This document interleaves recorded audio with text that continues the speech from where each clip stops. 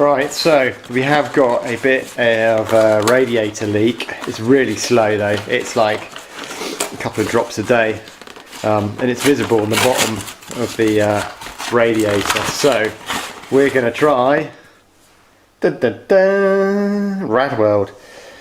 Don't think I've ever used this before. Don't even know how to use it yet, so that's quite handy. They put a sticker over the instructions. Doesn't help, does it? Let's peel it off. So I think it is a case of chucking it in and driving. Well, I might be wrong.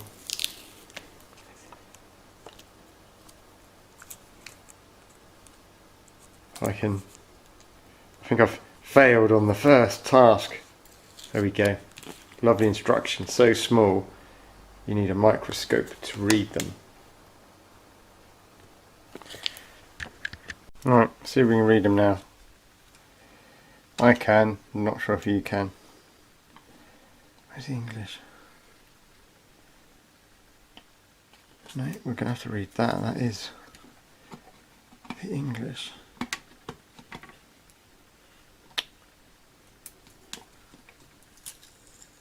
Oh God. Right.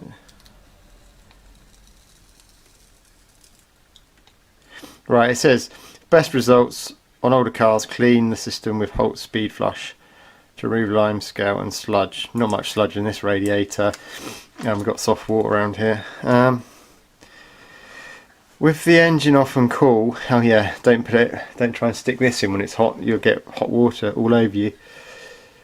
With engine off and cool, remove radiator or overflow reservoir cap. Caution, do not remove cap until engine is cool. Shake bottle, add to the radiator or overflow reservoir, top up with recommended coolant if needed, replace radiator, overflow reservoir cap, run engine for 15 to 25 minutes at idle with heater on, checking for leaks.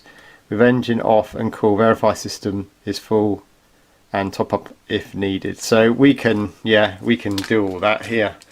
Right, let's go and do it.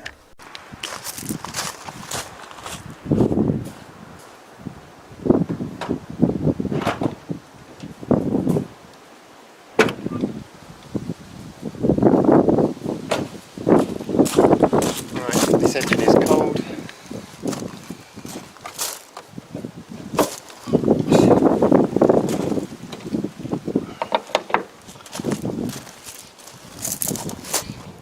I think we just got a ring for this. Let's shut this on.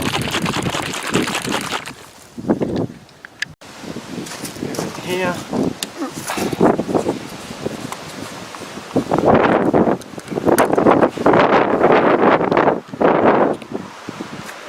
This. Chuck it in.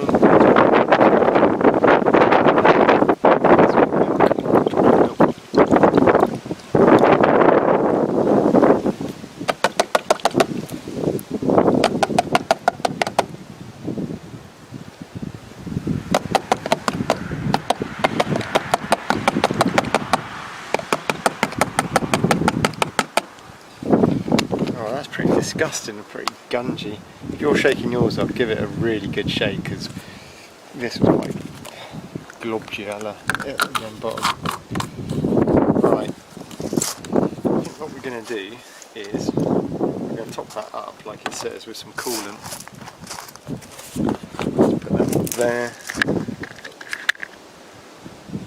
Alright, let's top this up.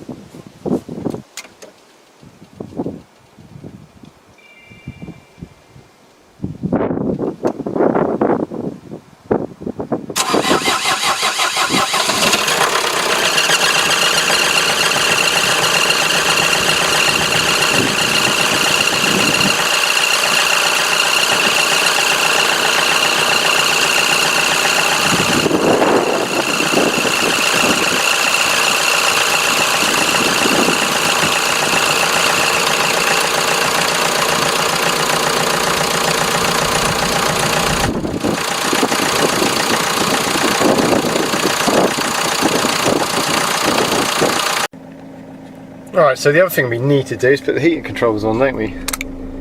I'm just going to put it on max temperature. This is so I guess it opens up the flow valves and allows the coolant to pass through the heater matrix inside, just to make sure the stuff goes everywhere. Let's hope it doesn't cause any blockages. That could be fun. Right, I'm going to leave that on. Right, so that is, I've done half now and the top hose got hot, so the thermostat's opened up, it's all swirling around. So now it's just time to switch it on.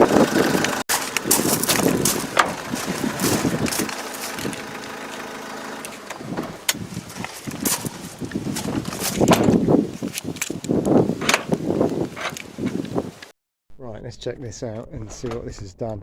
So the stuff's been in there for a week and I haven't really looked at it, so let's just get the bonnet open.